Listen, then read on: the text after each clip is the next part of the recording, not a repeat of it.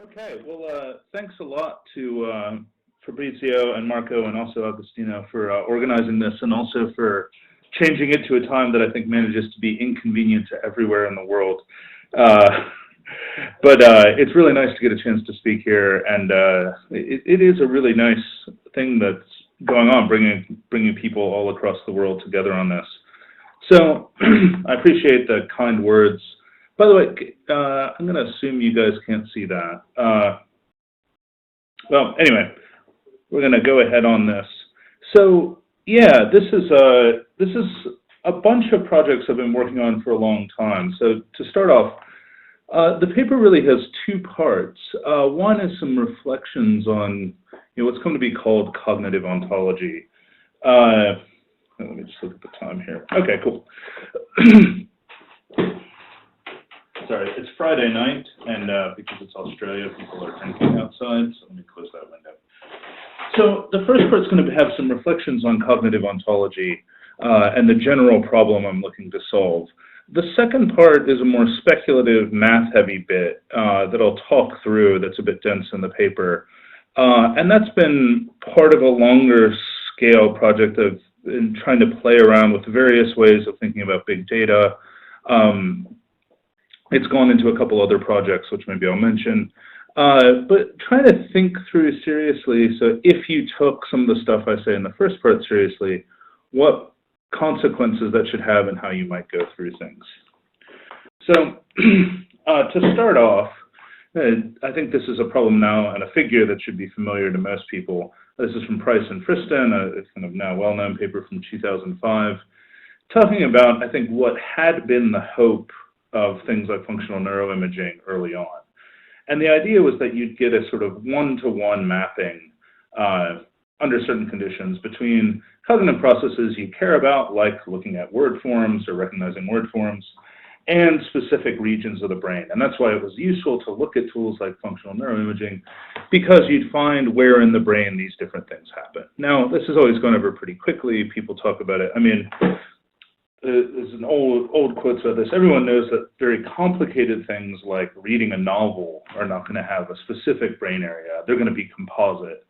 So, of course, very complicated things you're going to have to break down into smaller and smaller functional parts. But at some point, you'll get this kind of one-to-one mapping.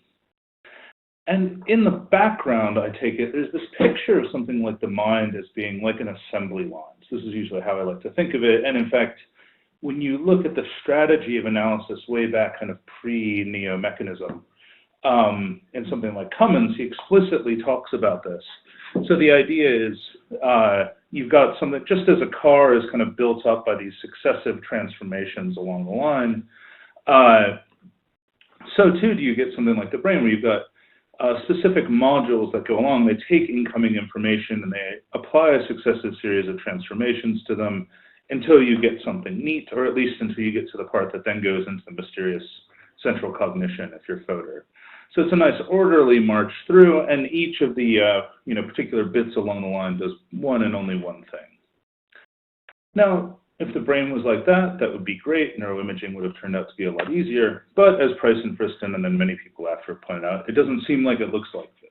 So in fact, Price and Friston pointed out early on that it seems like you start getting many things, and I think importantly, many things that look like they come from very different domains, mapping onto the same brain region. So it's not just visual word forms, it's also Braille, so it can't just be visual. There's stuff about tactile decoding in there, if I recall correctly. So it's not just visual stuff at all, and so on and so on. And so it's very hard to figure out what's going on in that particular brain region. And it's not just the choice of brain regions. This is in the case of lateral posterior fusiform. There's a lot of work. I was very influenced early on by the work of Mike Anderson. And this, which seems to show that basically any part of the brain you pick, you're going to find this, something called pluripotency. And so pluripotency is this many-to-one mapping between cognitive processes and brain regions. Now, there's also an opposite one, which I'm not going to talk about very much. That's degeneracy. So you get the very same region the very same process seems to involve a bunch of different regions. can be done flexibly at different times. That's in the background of this, but I won't mention it explicitly. Carrie Figdor has a nice little paper on this, and so on. So there's not this neat mapping. It looks like there's a many-to-many mapping. So what do you do? So I think there have been a whole bunch of different and related proposals about this, and I'm not going to talk about them too much today, but just to go through and name check some people. President Friston's response was that, well, the thing to do is to revise your cognitive ontology. So if you don't have a one-to-one mapping, then you need to shift things around until you do. And typically that's thought to be on the cognitive end. So the idea of the ontology word here, what it's doing is saying, look, you've carved up the cognitive processes in the wrong way. Once you carve them up correctly, there will be a one-to-one mapping with brain regions. Now, their proposal, I've talked about that elsewhere. It's very hard to find what some like cognitive descriptions of that, whatever overarching description ought to be. Another thing you might do, I realize in retrospect, although I've not done Price and Friston for this, I think in retrospect, at least on the Friston end, this was supposed to be really predictive processing or predictive coding framework. That was sort of on the horizon when that paper was in. I think you see that's really what's supposed to be coming in and playing the role, which is actually a sort of more radical revision. You also might revise your neural ontologies. You might say, look, well, the problem is trying to map to brain regions rather than dynamic connectivity or networks or whatever. You could, and occasionally, I've at least accused Anderson of this, like in person, not like laughing, but and I think Poldrak goes this way sometimes too. It sounds like an old school limitivist, so it's like Churchland but with actual data, where the thing to do is just if the cognitive ontology is too messy, then you just give it up. So you could also conversely summon up the ghost of Fodor and go back to non-reductive physicalism and say, well, of course that just shows the silliness of the whole project. There's also suggestions, I've made it, Dan has some really nice stuff on this. A lot of stuff around about maybe you go to context-sensitive mappings instead. I think there's also there's a variety of more flexible things you can say. Jesse's got some nice stuff on this as well. But to step back a bit, I guess my thought on this for a long time now has been, there's a sense in which it all seems like this is too much trouble, because the whole idea of a one-to-one mapping between ontologies in the first place is something, I think something of a red herring. Now, well, let me talk about an analogy, and then I'll talk these through, and some of these are in the papers. The thing is, you find lots and lots of many-to-many mappings in intertheoretic relationships. So take something like, you've got the many objects in the world. There's a sense in which there's they map, and it's actually many-to-many in some cases, to different substances. And then the substances have a many-to-many relationship to the atoms of chemistry, which in turn have a many-to-many relationship to the subatomic particles. And nobody thinks that's particularly unusual. The idea is just that, you've got at each level down some things with different primitive properties. They get recombined in different ways to make different things. So anything really where kind of the manner of combination matters, you're also going to get this kind of relationship. So, and I think, by the way, this is now on the philosophical end, but just to talk, a lot of the way I came into this earlier on in my career was thinking about intertheoretic reduction. And there you've got this very strong feeling that what you're looking for is intertheoretic identities. And if you can't find them, then the only other option is, again, to sort of go back to being complete non-reductive physicalists. But I think there's a lot of good work on this showing that intertheoretic identities are kind of the wrong place to look. They're not actually even there in Nagel for a variety of reasons. And you should expect the relationships to be messy in just this sense. So way back when, before I was writing on neuroimaging, I was thinking a lot about these kinds of relationships and thinking, well, it's not like the fact that you don't have a direct identity between tempered glass and some particular atoms means that we can't have a chemical explanation there. So now the idea is you I think you carry this over, and it seems like you ought to expect this kind of relationship in the case of the relationship between cognition and the brain, right? Say you take some general tasks that you care about, like naming faces and reading aloud.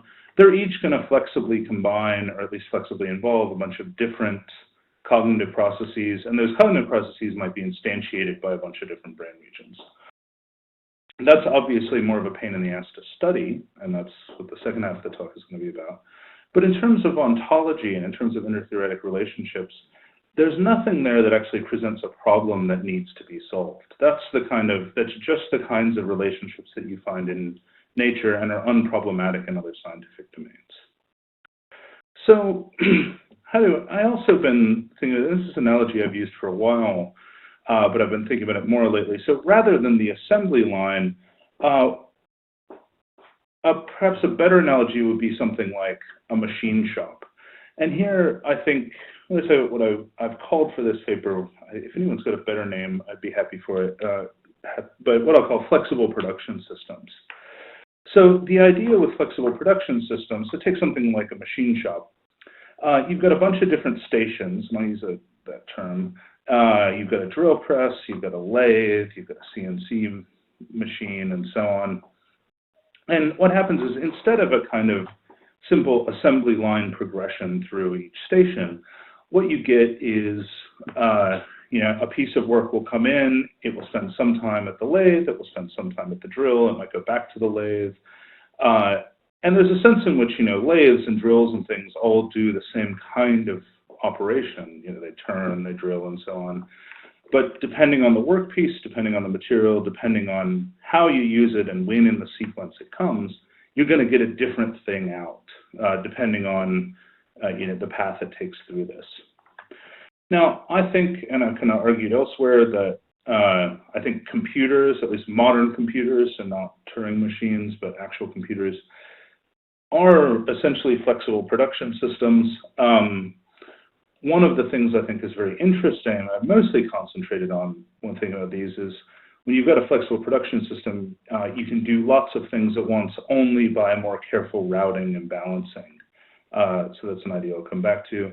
But you take a modern computer, this is an analogy I've used before, you get the operating system gives you a set of functions, and those functions can be applied to a bunch of apparently different kinds of domains in order to give you some different final result.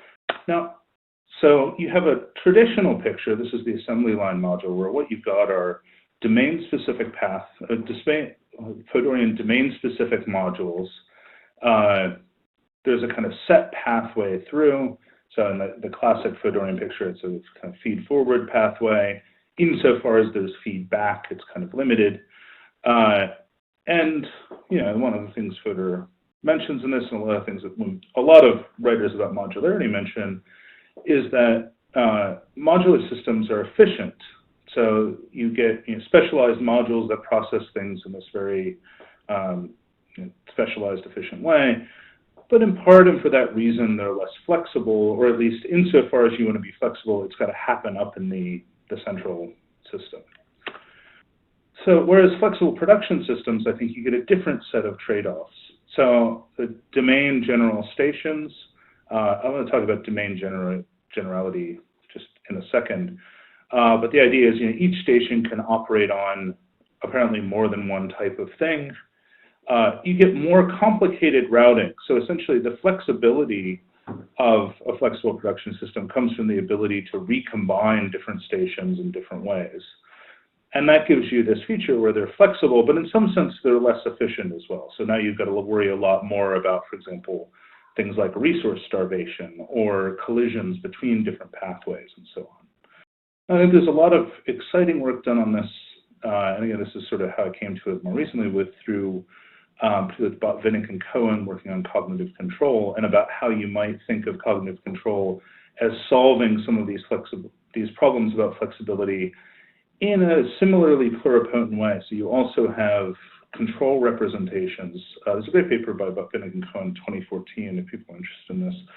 So you have control representations, which are themselves what they call multiplexed, that can be used in a variety of different domains, in order to control cognition, to preferentially support certain preponent pathways and not others. And the flip side of that is it becomes harder and harder to multitask, just because you start getting collisions between different things. So now, in terms of domain generality, so this is not something that's in the paper, but it's been on my mind lately, so I thought I'd throw it out there. This is why it's a big chunk of text, by the way, rather than a snazzy picture. So, because I've been thinking about this sense in which stations are domain general versus domain specific.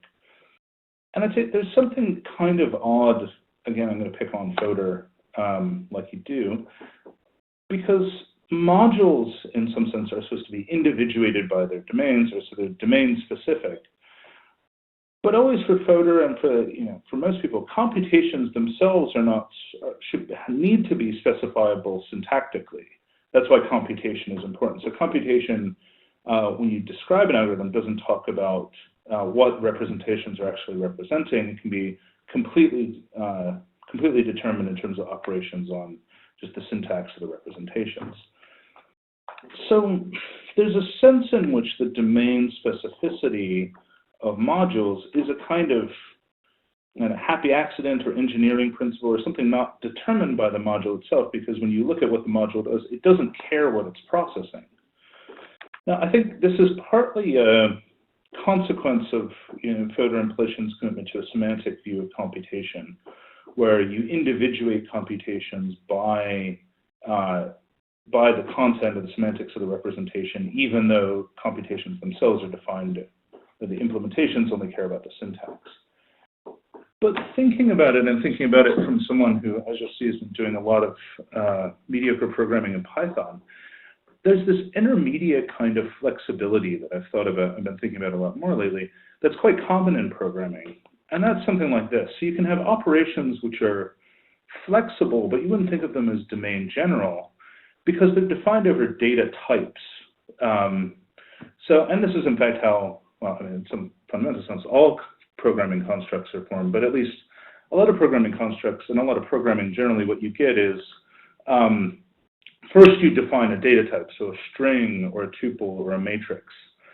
And then you have a lot of operations that are essentially, matrix operations or concatenation on strings or things like that. And so if you've got a library like NumPy that does matrix operations, you can, in effect, apply any of those operations in any domain where the thing you care about can be kind of sensibly represented as a matrix. Now, that's not going to be everything, and the result may not always be particularly useful. And I should say sensibly represented is a fudge here, the sense in which I guess you could jam anything into a matrix, but it kind of naturally represented or something. So anyway, not everything can be represented as a matrix. The results aren't always going to be useful. And this will favor processing certain kinds of things. So if you're doing operations on text, you're going to use a lot more, sort of classical operations, you're going to use a lot more strings, whereas if you're doing image processing, you might use a lot more matrix data types. But that doesn't mean that the operations themselves are domain specific or the things that you do.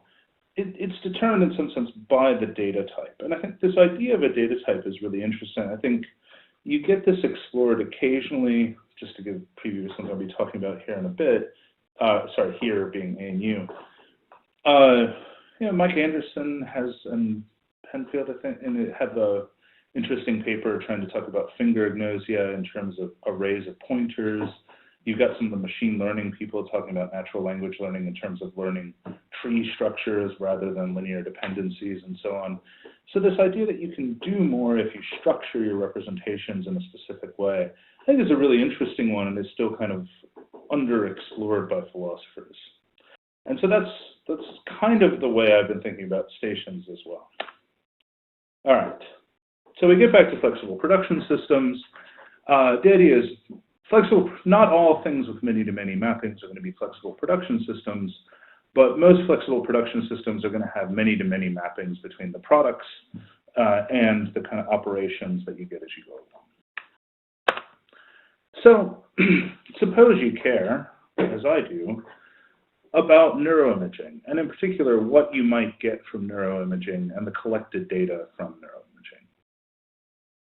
And I used to say this, I think I started off in many of my earlier papers were more skeptical. At this point, I think there's a lot of neuroimaging data. It's worth trying to figure out what you can get out of that, given how much money has been put into it. I think it's also worth thinking, yeah, it's funny. I mean, I'm not that old, but I start to feel old here because in the beginning of my career, I would attack subtractive neuroimaging and everyone would say, philosophers, you don't know what you're talking about. Obviously, this works really well. And there was some point, like while I had papers out for review, where everyone decided, no, of course, subtractive neuroimaging sucks. No one ever thought that was going to work. But you know, here's this new cool thing. So now so I think I once, there was a paper I published on this was 2010, where one reviewer said that, you know, attacking subtractive neuroimaging was obvious and trivial, and another one said it was obviously wrong. And I thought, you know, so this is me rambling like an old man because I can't see you. Anyway, point being, I think even if you think that there are newer, hotter things, trying to figure out how to solve these problems, it's not merely a technical problem. So if you care about neuroimaging, I think in general, if you're looking at a flexible production system, there are three things you can care about. So one is what each area does. It doesn't actually have to be areas, I'm just going to assume that. Second is how processes are routed and controlled. So if I'm right about this, and I do think I'm right, and if you look at the kind of, you know, core problems of something like a kernel in an operating system, the main thing a kernel in an operating system does is actually care about, you know, control and access to different resources and essentially who gets to move when. So that becomes an increasingly large challenge. And then the sense in which, you know, not only what each area does, but it's important where what the dwell time is, how long and how much each area is engaged by a process. So if you're trying to figure out how, I need to find a better example than a gun, but since I'm American, if you're figuring out, you know, how a gun is made in a machine shop, then you're going to find certain tools are used much more often than others, and that's going to be an interesting clue to how the whole thing is put together. What does neuroimaging give you? Well, I think it doesn't give you that, at least directly. So that's something I think you can hopefully work up to in terms of, you know, figuring out what areas do from the data. But you're not, once you get rid of one-to-one mappings, it becomes very hard to try to just read off from the data what a particular brain region does.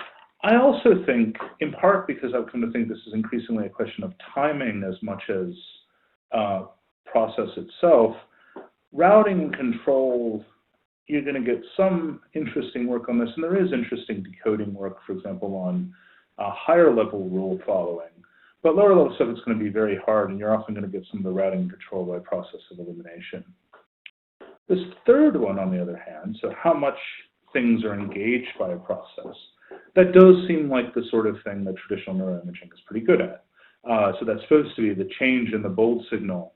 So it's not how much it's engaged with the kind of differential engagement in different processes. There's going to be some clue to how important each station is.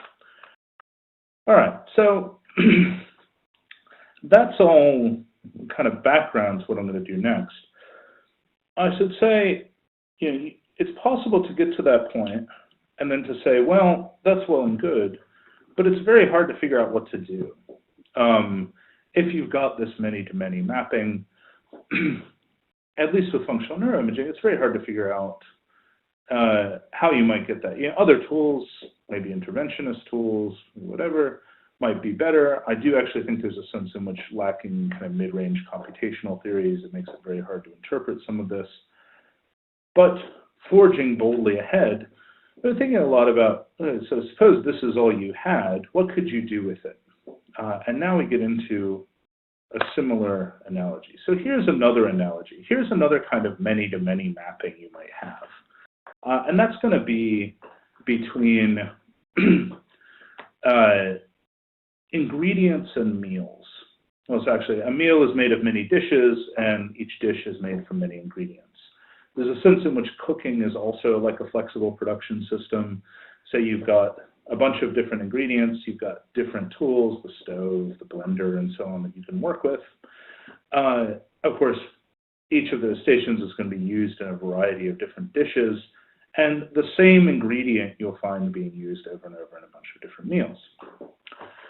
So there's a sense in which the challenge that's posed by neuroimaging is similar to this, in the sense that, similar to a challenge like this. Suppose you had a bunch of lists of meals, we'll say, and how many servings you have of each dish, and then you've got the grocery list that the cook had when they went to the store earlier in the day.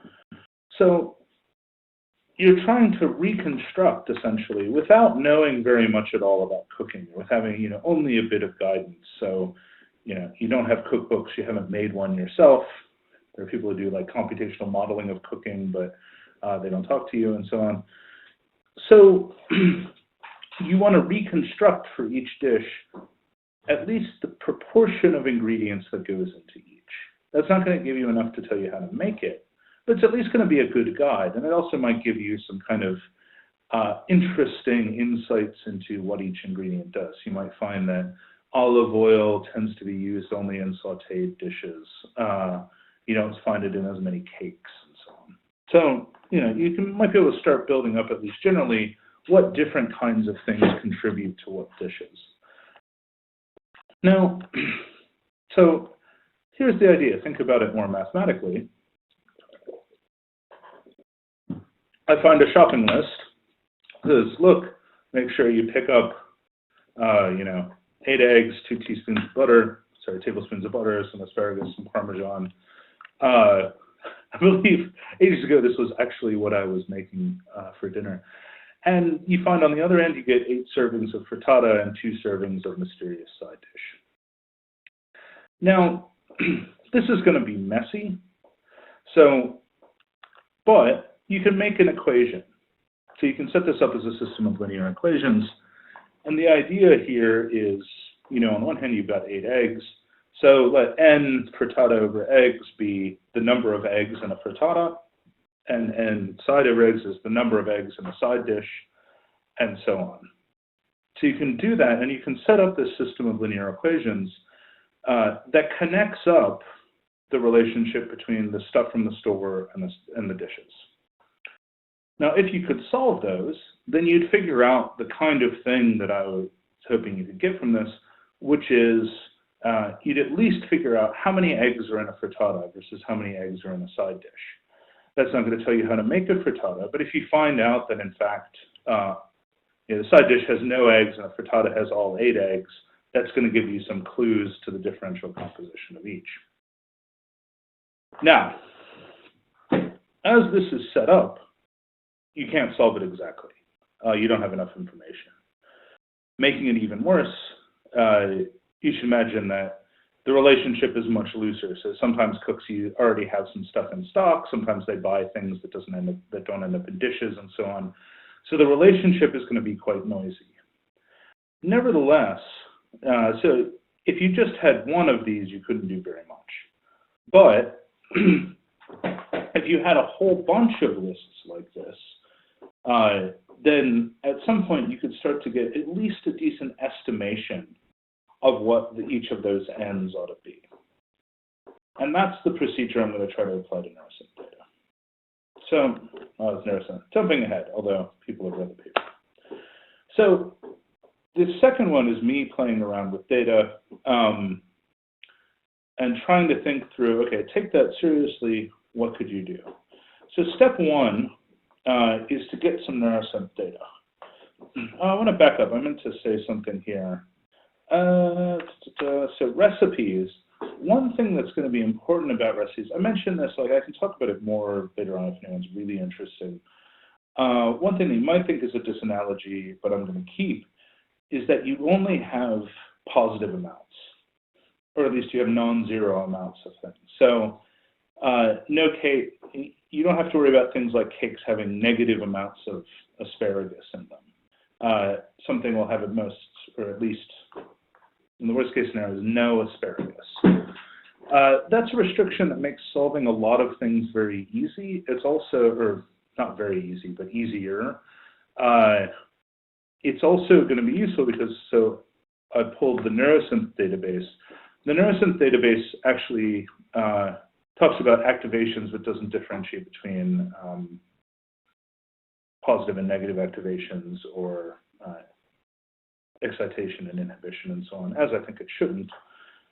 So I wanted to flag that off. But so for people who aren't familiar with Neurosynth, it's this large-scale platform largely run by Tal Yarkoni, with whom I've had many lovely conversations about some of this stuff.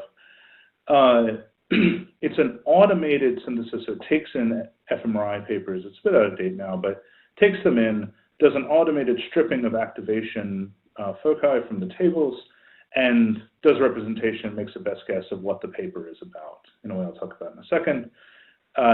So it's extremely noisy data. Any kind of individual study pulled out that way is not going to give you very much. The idea is that in aggregate, and the version I have is 11,406 studies, in aggregate, you ought to be able to find more interesting patterns because hopefully the noise will wash out. So Neurosynth is great. I think it's a really useful tool. I think my impression is that maybe Tal's got a newer, better version in the works. But one of the nice things about Tal is he's very committed to open data. So Neurosynth also just has a Python API and a bunch of, you can download the whole data set. And that's what I did. So this is an attempt to draw two matrices. So the fundamental data I'm working with in the paper are two different matrices. One's a study to voxel matrix. So that's one just for each of the 11,406 studies. There's the way brains are represented in there. There's, that should be 2 million something, not 228. I'm missing a number in there. So there's 2 million voxels. And for each study, it represents, and for each voxel, there's a bit of smoothing there, whether or not there was activation reported at that voxel. There's also a relationship between studies and terms in what's called a TF-IDF matrix. So a TF-IDF matrix, which can be extracted automatically from a selection of documents, is a way of representing words or terms in a matrix format. It stands for term frequency inverse document frequency. And what it's trying to do is it's trying to look for words within that document which are used frequently, but also distinctively. So it's term frequency within a document, but then weighted by the inverse document frequency of the term across different studies. So a term like brain might be used a lot in all of the studies, but because it's used a lot in all of the studies, it won't have a high weighting in the TF-IDF matrix, whereas a term like reading might show up much more, it'll show up much more frequently in reading studies and won't show up generally across the corpus, and so it will get a relatively higher weighting. TF-IDF matrices, there are a bunch of different ways to do them. They all, roughly with these features, they were originally explored for automatic document retrieval, the idea being you're going to find the terms that are most distinctive, not necessarily the terms that are most frequent. Now, these terms were extracted automatically from the studies that get in there. I used a system where there were 3 coders, the other 2 PhD students and me, and tried to pick the ones that seemed cognitive without any brain connotation. So some of these terms are things like hippocampus. Now, if you leave those in, then what you'll do is you'll find that the term hippocampus is really strongly associated with hippocampus activation, which is great, but you knew that already. So we're trying to cull these things down to terms that are what I'll call cognitive terms, although really they're non-neural terms. So did that culling through a coding process, cut the TF-IDF matrix down, and then, and this is a technique I've been really hot on. If people are interested in conspiracy theories, I have a completely separate project with a student of mine, Peter Clutton and Vince Polito, using this same technique to explore online Reddit conspiracies. Email me about that if you're interested. I think that's a really fun paper. But so the idea here is that if we were to try to connect and find a mapping between each of the 800 terms and each of the 2 million voxels, that would be a very hard problem to solve, much harder than my computer can handle. Also, many terms tend to co-occur. So word and reading and lexicon and semantics and things like that all tend to co-occur within the same papers. And similarly, voxels tend to co-occur with voxels that are nearby. So if you're talking about want to get brain regions rather than merely brain voxels, and if you want to get kind of cognitive concepts or something like that rather than very particular terms, what you want to do is find a way to partition these things up. And now what would be nice is if you could do this in some principled way. And this in particular, I think, is a really nice data-driven way to do it. So there's a technique called topic modeling that's being used more and more. It again originally comes from automatic document retrieval. There's a particular kind that I like. So a lot of what people will see is latent Dirichlet allocation. I am particularly fond of non-negative matrix factorization for a variety of reasons. And here's a cool property of it. So the idea is, and this is getting back to thinking about data types, lots of things can be represented in terms of matrices. And one thing you want to do is find this kind of smaller set of parts that best generates that overall matrix. So in this original paper, they were thinking about it in terms of, images. And so the idea is NMF, when it's applied, breaks an image down into a bunch of different parts and then gives you a weighting on each of those parts. Hopefully this is clear enough. So I'm used to being able to gesture at a screen. So if you look at the thing labeled NMF, you see each of the parts that's extracted. This is from a huge database of faces. And then a particular face is represented as a weighting on those parts, so that when you take, so we've seen the dot product of the two matrices, you recover an approximation of the original image. It's cool, it gives you, and it does really extract parts very nicely. The other thing, and this was pointed out in the original paper, is you can actually do the same thing if you want to categorize a bunch of, say, with a corpus. So you have a bunch of encyclopedia articles. You can end up representing, so first you run it through, you've got your matrix that's represented as a TF-IDF matrix, you run it through, and you get a bunch of what are essentially topics. So you'll pull out something like in the upper left-hand corner there, the topic will be a weighting across a bunch of different words. And that differential weighting kind of shows you, what's most important to the topic.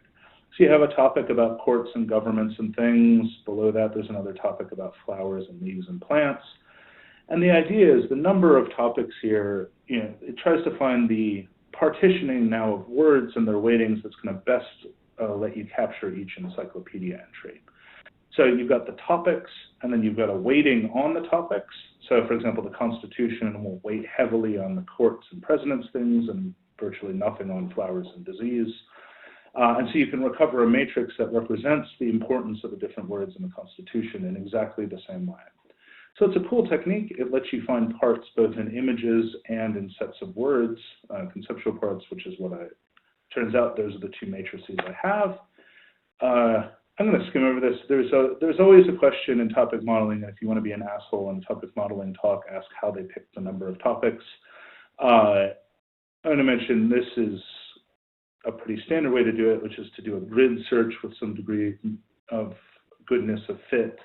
The extra degree I haven't given you yet, but I'll mention again later. One thing I thought was kind of cool about this, so you make a bunch of different topic models. This is both for voxels and for words, and see essentially how well you can predict the one from the other is what I did. One thing that's kind of interesting about this, and I should say I found this in the pilot as well, so across the bottom, essentially the more words or more cognitive topics you get, the better fit you get, just because you're getting a finer and finer grained picture of what's going on. But the voxel topics, so you're trying to find essentially the best number of parts to split things into, and you actually get different peaks. So here, and the one I'm going to use what's going on later, is 48 voxels, or sorry, 48 topics in the voxel model. It actually fits much better, and then you start to get your R squared going down again, suggesting, I think, that you're getting something like carving at joints. All right, so I picked that one for reasons I can tell you. So the 48 voxels seem pretty good. The word one is where it starts to beat any of the other options. And this is kind of then, so looking at the topic models themselves, this is the kind of thing you get out of them.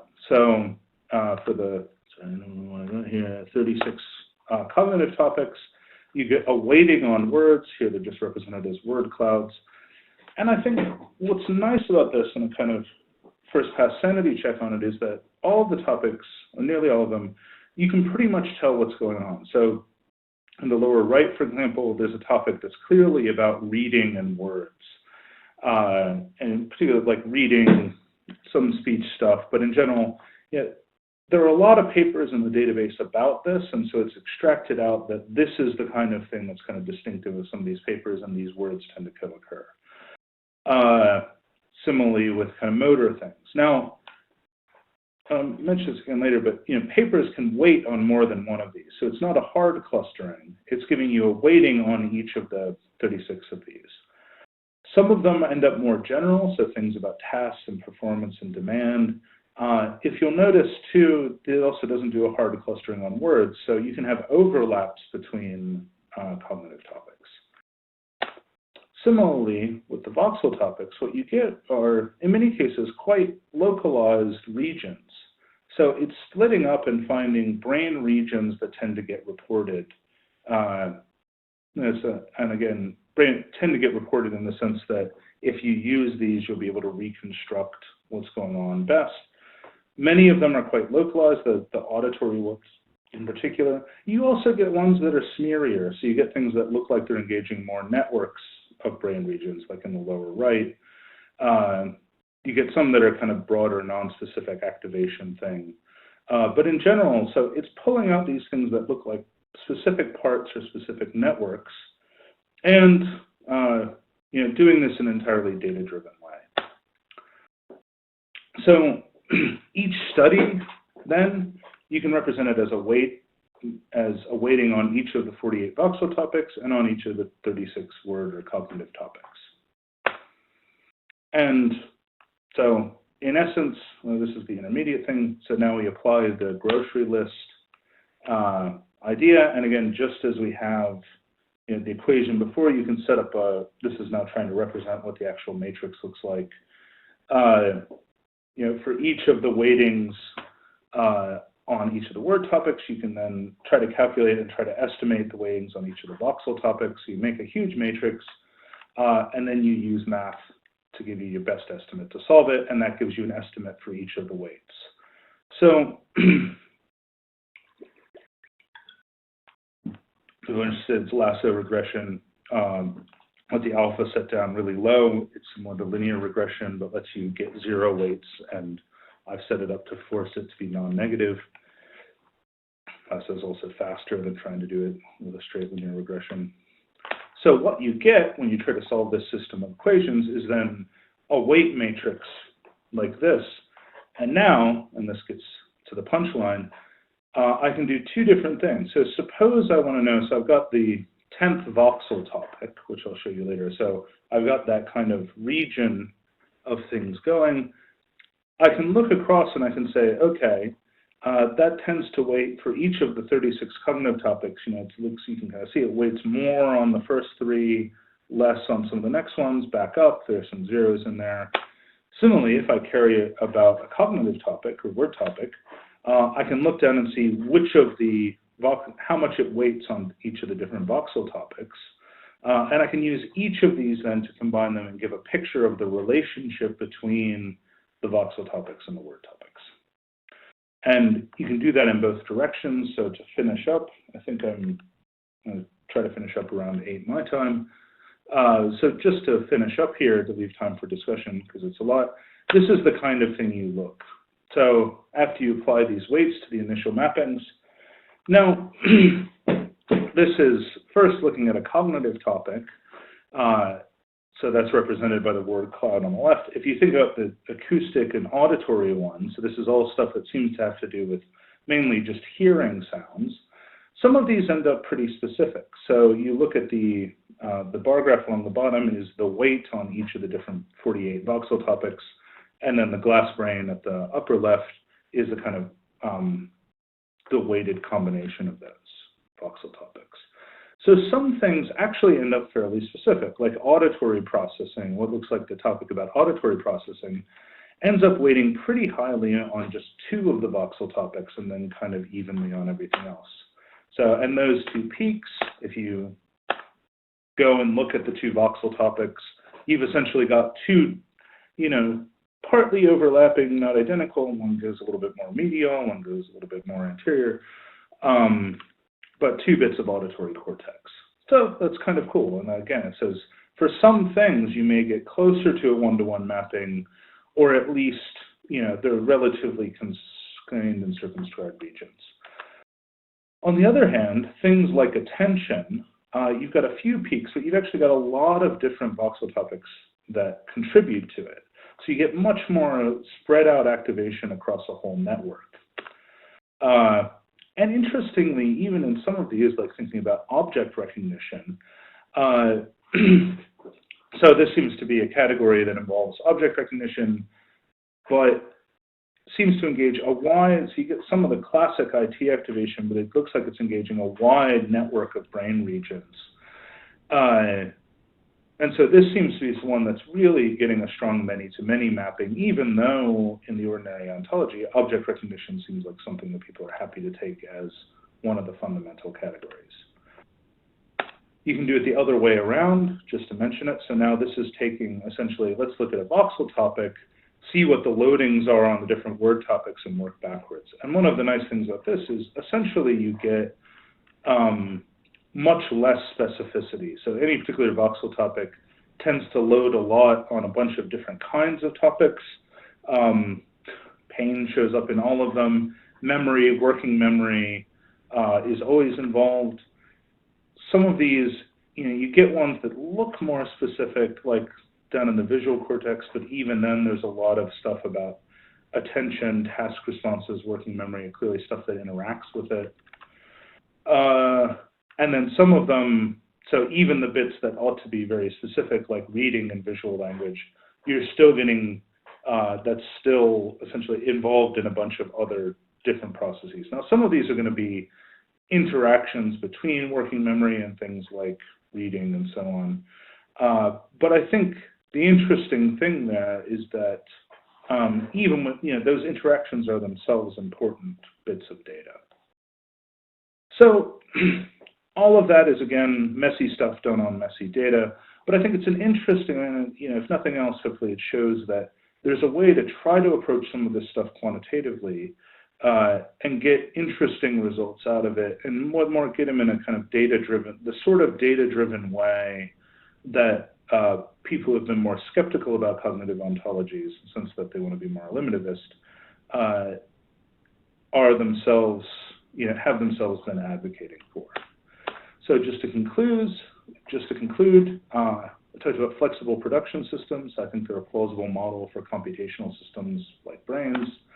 I think if the brain is a flexible production system, it poses unique challenges for interpreting neuroimaging data, but they're not insuperable. I gave at least a start on thinking about how you might think about them quantitatively, and I think it's, digging more into the details of that might be potentially illuminating. So that's what I have to say. Thanks especially to Peter Clutton and Annalie Jensen, who are my other coders, but also to many people, including Marco, for reading an earlier draft of this, and to the Australian Research Council, who pays the bills. Yeah, that's what I've got.